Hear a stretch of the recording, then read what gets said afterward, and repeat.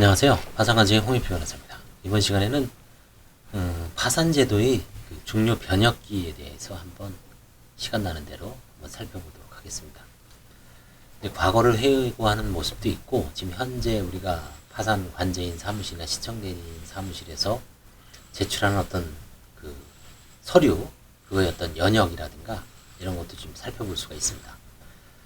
신파산제도의 중요 변혁기. 파산관제인 제도는 예전부터 있었습니다. 서울에서는 이제 2007년부터 좀 정비가 됐었고요. 이제 새로운 제도, 좀 혁명적으로 변한 게 2011년입니다. 그래서 이제 그때부터 시작된 겁니다. 개인 파산 소사라고 제가 제목을 붙였습니다.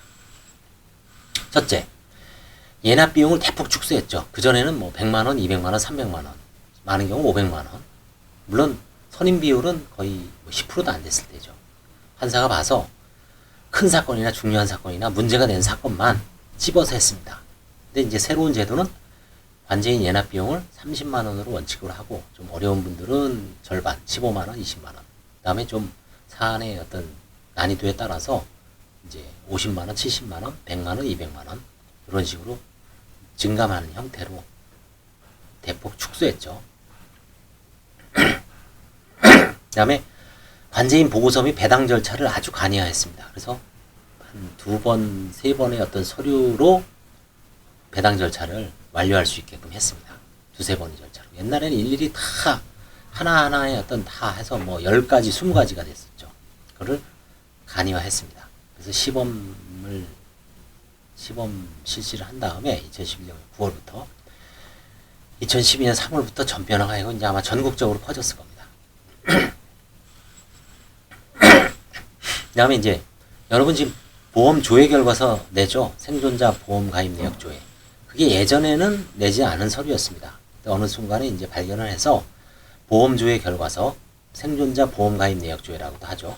해약환급 내역서를 제출을 의무한 겁니다. 그전에는 개별적으로 했죠. 그러다 보니까 관제인이 사무실에서 우편물 관리가 여간 부담스러운 게 아니었습니다. 무슨 말씀이냐면 보험사에서 내는 게 보험료가 이게 적정한지, 그 다음에 해약환급금이 많은 생명보험인지 이런 거를 일일이 다 체크를 해야 되겠죠. 그래서 이제 그거를 다 우편물 관리를 축소한, 엄청나게 간소화하는 의미가 있었죠. 요거만 딱 하니까 이 사람의 채무자의 보험에 대한 일거수일투족이 다 한목에 파악됐죠. 그때가 언제 2012년 5월이었습니다. 그래봐야 지금부터 10년 전이죠. 그 다음에 개인별 토지 소유 현황, 미등록자 현황. 지금은 뭐라고 되겠습니까? 지적전산자료 조회를 변했죠. 다음에 또 나중에. 이것도 이제 우편물 관리 부담을 감소했죠. 예전에 이런 게 없을 때는 이 사람이 어떤 재산세가, 지방에 있는 땅은 재산세가 주거지로 나오죠. 그럴 때 이제 일일이 우편물을 다 들여다봐야 됩니다. 이때 2012년 5월에 제출이 의무화됐습니다. 그 다음에 채무자 제출 서류를 정비했죠. 예전에는 35가지였습니다. 근데 20가지, 29가지로 줄였죠. 채무자 부담을 완화시켰습니다. 조사의 선택과 집중. 이게 2012년 11월입니다. 그 다음에 이때부터 다시 8년이 지난 2020년 2월부터 29 중에 아니라 14가지. 그러니까 10년 동안은 29종이라고 그랬죠. 속칭. 지방에도 이게 이제 완전히 전파가 됐죠. 근데 지금은 서울은 14종입니다. 지방은 여전히 뭐 29종 플러스 알파죠. 자, 그 다음에 무관할 세목별 과세증명서를 발견했습니다. 뭐 다른 사람이 발견했지만 제가 이제 저도 발견을 해서 그때 담당 판사님한테 보고를 해서 이거를 29종에 포함시켰죠. 주거지 외 부동산 발견하기에 용이했었죠. 그 다음에 처분 과정을 조사하기에 아주 용이했습니다. 이게 발견될 때가 언제냐면 2013년입니다. 이게 처음부터 다 완비된 채로 된 게 아니에요. 하나하나 다 정비가 된 거죠. 어떤 제도가. 지금 입장에서 보면 이거 뭐 별거 아니지 않냐. 그쵸? 그렇지만 모든 제도가 다 여러분들의 어떤 선배와 선배 관제인과 선배 신청대리인, 사무장, 그 다음에 채무자들의 어떤 그쵸? 노력 속에서 지금처럼 이렇게 정비가 됐죠. 정비가 된 제도를 갖고 하기는 쉽죠. 다만 이제 거기서 뭔가 문제점을 인식하고 새로 개혁을 할 것인가 그건 별개의 문제죠. 계속 제도는 변하게 돼 있죠. 영원한 건 없습니다. 그 다음에 영업장소나 토지, 분묘 존재 여부에 대한 로드뷰 수년간 비교 분석, 비퍼 앤 애프터라고 하죠. 이 조사 기법을 이제 이때부터 이제 이거는 결국은 다음이라든가 네이버의 어떤 공헌이라고 봐야죠. 우리 같은 개인 관제인들이 위성사진도 도입됐고요. 다만 그거를 써먹을지 안 써먹을지는 이제 별개의 문제죠. 그래서 파산관제의 현장 출장이 대폭 감소됐죠. 이전에는 2007, 8, 9, 10, 11, 12 묘를 확인하러 가했어야 됩니다. 저도 이제 지방으로 수천 킬로를 다녔지만 나중에 그 다 더해보니까 10,000킬로가 넘어요. 자동차로. 근데 결국은 다 묘지 확인하러 간 거죠. 그래서 사진 내서 이건 환가 가능성이 없습니다. 판사도 끝내고 이걸 지금은 서울 하늘 아래에서 위성 사진으로 다 분석을 하죠. 요즘 뭐 전쟁도 드론으로 한 시대니까 그렇죠. 그래서 파산관제의 현장 출장을 대폭 감소가 됐죠. 그 다음에 영업 채무자도 이런 걸 딱 증거 자료를 틀어서 도밀하니까 자발적 시인을 진술을 유도했죠. 오리발을 내밀기 힘들죠. 그 다음에 이제 파인 리더 엑셀이라는 어도비 검색을 통한 특정 채권에 대한 편파 변제 분석 기법을 확립했죠. 이거는 뭐 지금도 쓰고 있는 분도 있지만 저는 쓰지는 않습니다. 이런 걸 쓰면은 어떤 특정 이름, 그래서 이제 수원 같은 데서 뭐 동생 이름이라든가 처남, 내부, 가족들, 인척, 친형제는 같은 성이 같으니까 용이하기 쉬운, 받으기 용이한데 인척들의 그 성명을 써내라고 하는 이유가 그런 게 있죠. 들여다보면 이 사람이 친인척, 특수관계인인지 아닌지를 파악하기 위한 그런 목적이 있습니다. 지금도 일부 지방에서 쓰는 것 같아요. 관제인이 쓸 수도 있죠. 파인리더 엑셀 어도비는 뭐냐면 이거는 이제 어도비의 검색 프로그램을 이용하는 거죠. 그래서 어떤 특정한 이름을 딱 치면 그 사람에 대해서 이제 자동 OCR 검색이 되는 거죠. 그래서 편파 변제 같은 거를 입출금을 용이하게 한 자료죠. 뭐 지금은 쓰고 있지는 않죠. 쓰는 사람이 있을 수는 있습니다. 그 다음에 7번 서울금융복지재단 상담원에 대한 파산관제인 직무교육 및 자문을 제가 실시했습니다. 언제? 2013년 8월. 뭐 현재까지 이제는 자문 안 옵니다. 왜? 거기에 뭐 변호사도 있고 서울시청만 해도 변호사가 엄청 많죠. 그쵸? 그 당시에는 이제 뭐 최근까지도 이제 교육을 중간중간에 나갑니다. 지금은 이제 거의 전화가 안 와요. 그만큼 이제 변호사한테 물어볼 필요도 없이 기계적으로 돌아간다는 거죠. 이게 서울금융복지재단 직원이 한 30명 이상 될 겁니다. 박모 변호사님도 있습니다. 제 후배지만 잘하고 있습니다. 8번 파산관제의 한가 사례집 10건을 발간했죠. 이건 제가 뭐 10건 플러스 알파입니다. 그래서 이거를 전국적인 정부 공유가 됩니다. 관제인, 신청대리인, 변호사 사무장, 파산 사무장, 그쵸? 다 갖고 있어요, 이거를. 제가 아마 전파한 것만 해도 한 1000명 될 거예요. 그쵸? 그래서 관제인 조사 능력이 평준화 됐어요. 조금 들어가 보면 이제 약간 경험상 차이가 있지만, 이제 새로운 로스쿨 지나서 한 3년 정도 송무 경력이 있고, 실무 경력이 있은 다음에 3년차 이상만 뽑습니다. 서울은. 지방은 뭐 시험도 보죠. 그래서 관제인 조사 능력이 엄청 향상됐습니다. 그리고 평준화가 돼 있습니다. 초보 관제인이나 저같이 20년, 16년차 관제인이나 실제 초보 관제인이 더 열심히 할 수밖에 없죠. 열심히 들여다봅니다.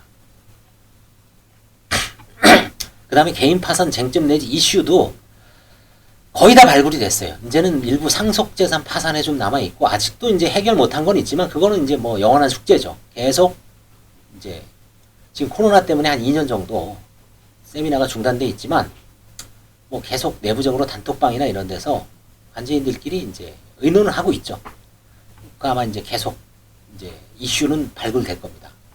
그렇죠. 관제인 간담회 주제 발굴. 이때 이제 했죠. 수십 가지. 그래서 이때가 이제 2013년부터입니다.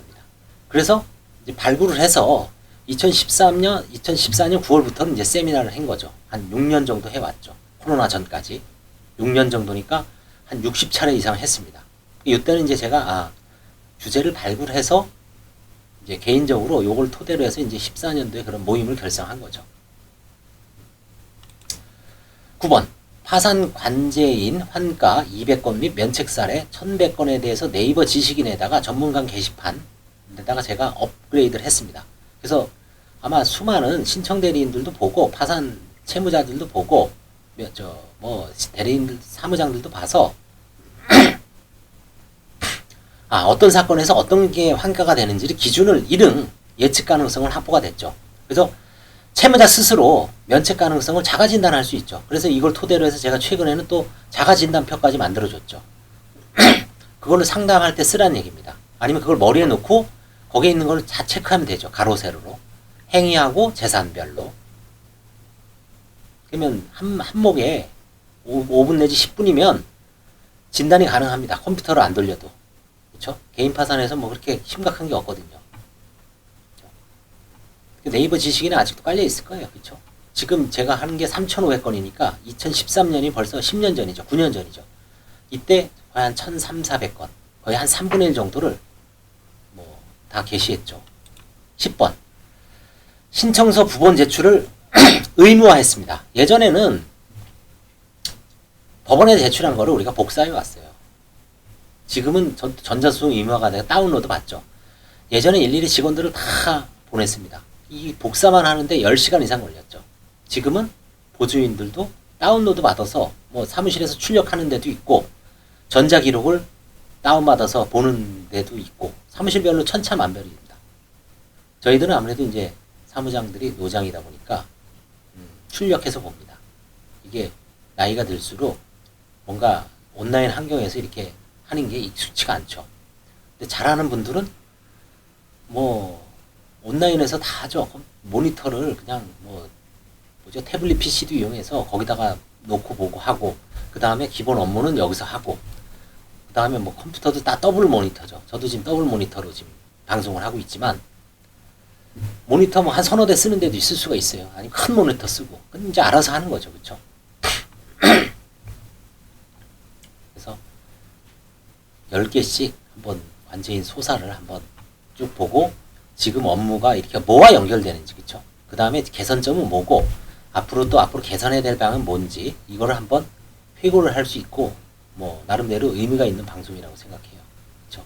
한번 이 제도가 이게 여기서 파생됐구나. 그걸 알 수가 있죠. 그렇죠? 다 뭐 결국 우리를 지금 먼저 거쳐간 사람들의 뭐 피와 땀으로 지금 우리가 지금 혜택을 받고 있는 거고 우리도 이제 지금 나름대로 더 도움이 되는 거죠. 근데 뭔가 새로운 이슈도 계속 생겨나고 있죠.